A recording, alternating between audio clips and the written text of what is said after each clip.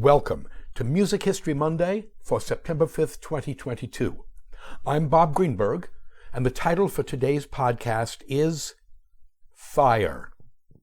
If you haven't already, please consider joining me on my subscription site at patreon.com/RobertGreenbergMusic, where I blog, vlog, podcast, pontificate, review, and bloviate 4 to 6 times a week. We mark the premiere on September 5th, 1913, 109 years ago today, of Sergei Prokofiev's Piano Concerto No. 2. Prokofiev, 1891 to 1953, composed the piece while still a student at the Saint Petersburg Conservatory. It was completed in April of 1913. And for our information, Prokofiev still had another year to go at the conservatory. He didn't graduate until May of 1914. The concerto received its premiere 109 years ago today at the Vauxhall at Pavlovsk. Pavlovsk being a sprawling Imperial palace, park, garden, and summertime concert venue some 19 miles south of Saint Petersburg. The orchestra was conducted by Alexander Aslanov, who for many years led the summer concert series there at Pavlovsk. The piano solo, with its spectacularly difficult piano part, was performed by the then 22-year-old Prokofiev himself. That premiere provoked quite an uproar from the audience. That uproar will be discussed at length in tomorrow's Dr. Bob Prescribes post, which will be built around Prokofiev's Piano Concerto No. 2. For now, we're going to talk about what happened to the actual score of Prokofiev's Second Piano Concerto. But first, some historical background, without which there would be no context for the fire that is, along with Prokofiev's Piano Concerto No. 2, the subject of today's post. Petrograd/Saint Petersburg in 1917. For the residents of what was then the capital city of the Russian Empire, Petrograd, better known as St. Petersburg, the year 1917 was a dangerous, passionate, heady, exhilarating, and ultimately tragic year. It was in March of 1917 that the horrific and ongoing sins of the Russian government under Tsar Nicholas II finally and forever came home to roost. At war since July 1914, the Tsarist government had shown itself to be utterly inept and corrupt, incapable of supplying adequate arms and food to its soldiers who died by the millions, often forcing peasant conscripts into battle against the Austrian and German enemy without rifles. On March 8, 1917, food riots broke out in Petrograd. Troops were called out, but they refused to fire on the rioters. Instead, by the hundreds, they themselves mutinied and joined the rioters. It was anarchy. 7 days later, on March 15th, 1917, Tsar Nicholas abdicated his throne, bringing to an end 304 years of Romanov family rule. On March 17th, 1917, 2 days after Nicholas's abdication, Russia became a republic ruled by a temporary or provisional government. Sadly, and not for the last time, Russia's brief flirtation with the Republican government was not to last. The provisional government was, from day one, fatally flawed.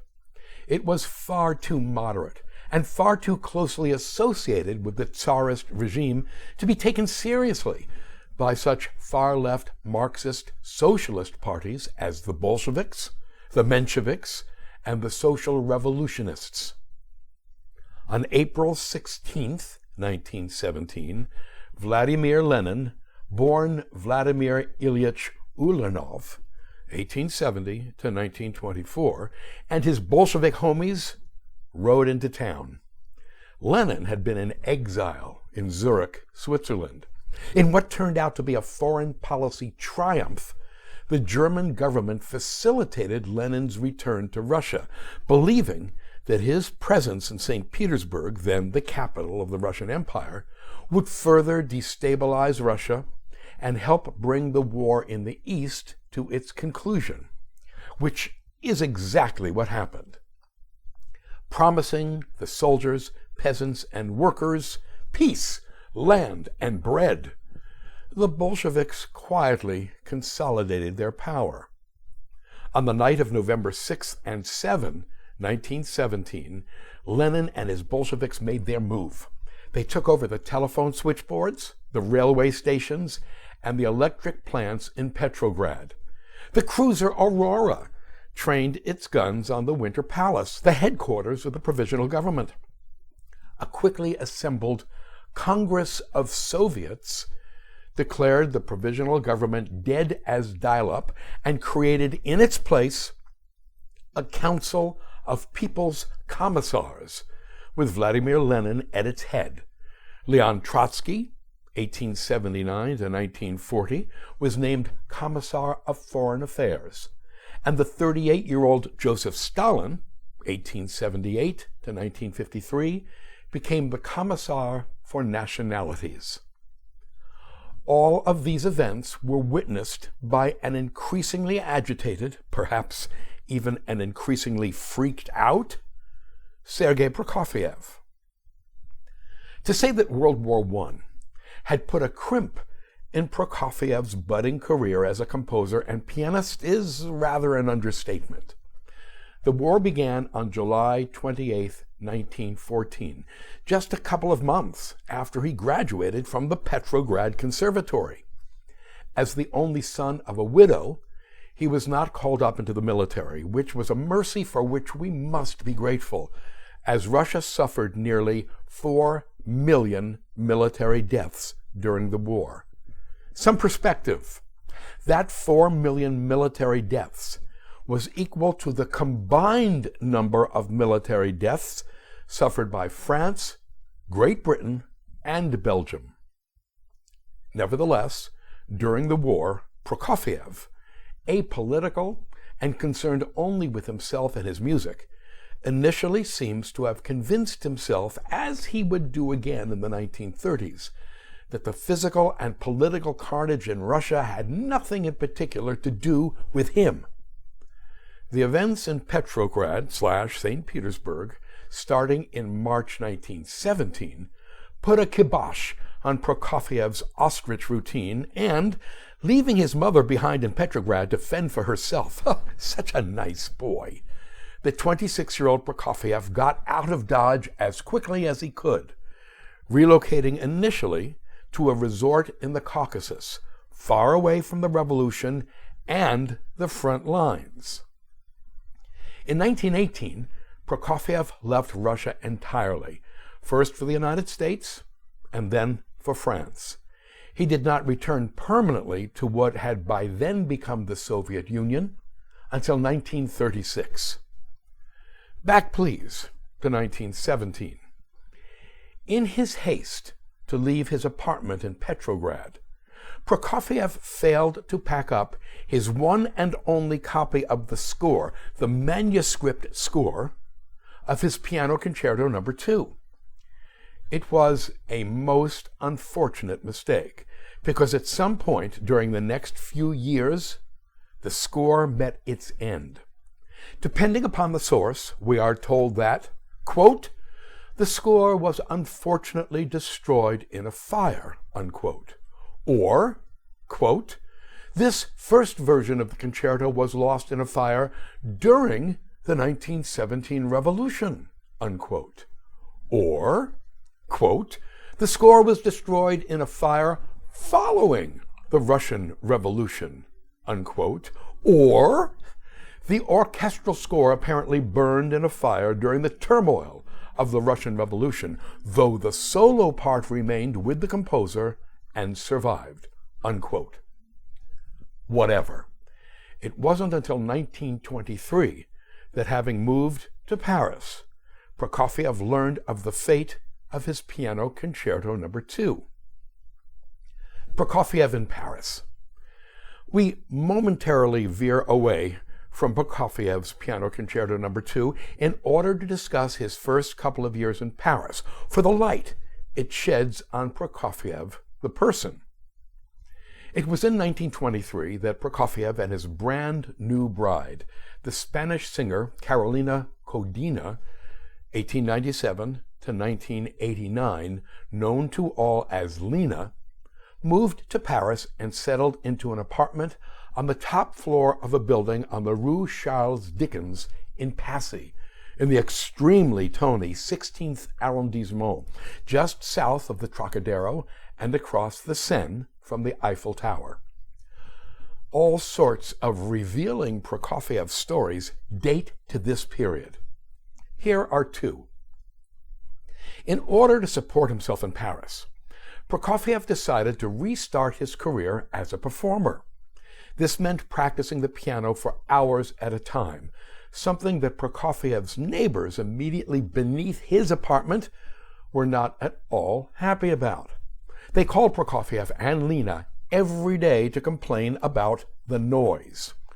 As we will discuss in tomorrow's Dr. Bob Prescribes post, Prokofiev played the piano hard, often like an 88-key drum set, no doubt exacerbating his neighbors' discomfort.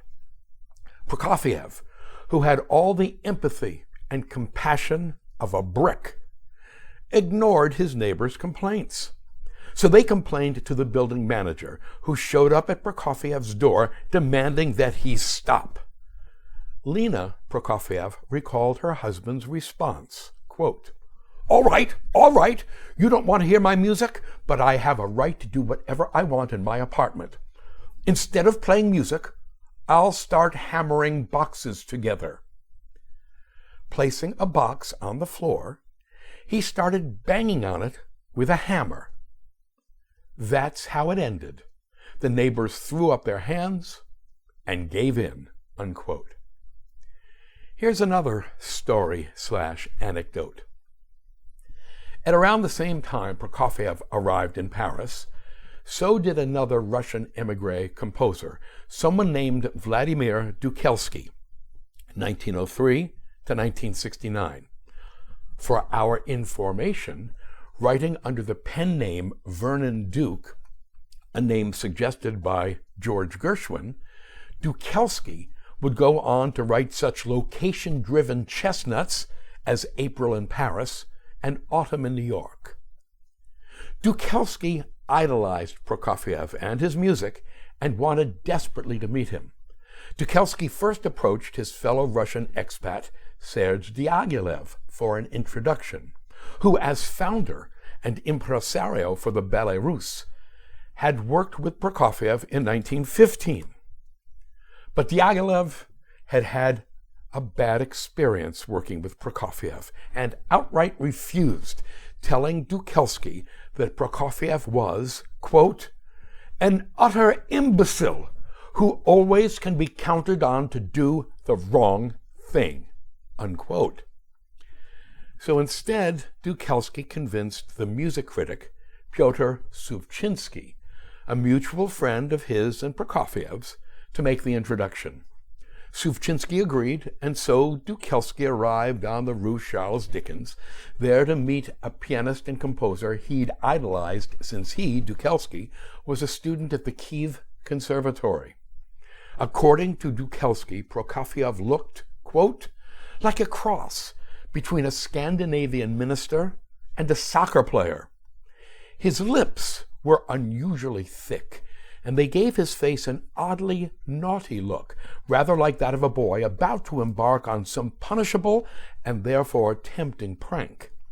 His pretty wife sang well, and was a good housekeeper and mother, which didn't prevent Sergei from picking fights with her hourly and throwing her out of the room at the slightest provocation, unquote.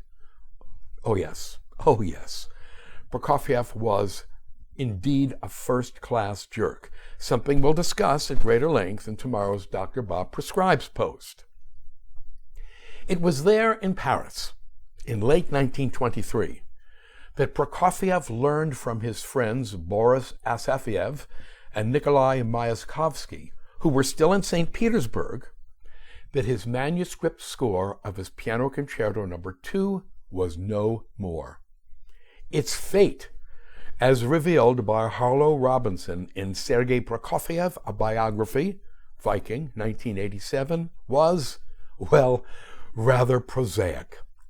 Following the revolution, Prokofiev's apartment was appropriated by the Bolshevik/communist government and turned into a communal apartment, housing heaven knows how many families. With the advent of the Russian Civil War, 1917 to 1922, shortages of every kind plagued the Russian population. Prokofiev's score was indeed consumed by flames, but not due to battle or a sudden conflagration. As Harlow Robinson tells it, quote, "The apartment's new occupants had used it as fuel with which to cook an omelet," unquote. To cook an omelet. Not even a stroganoff or a nice leg of lamb. Okay, that's ignoble.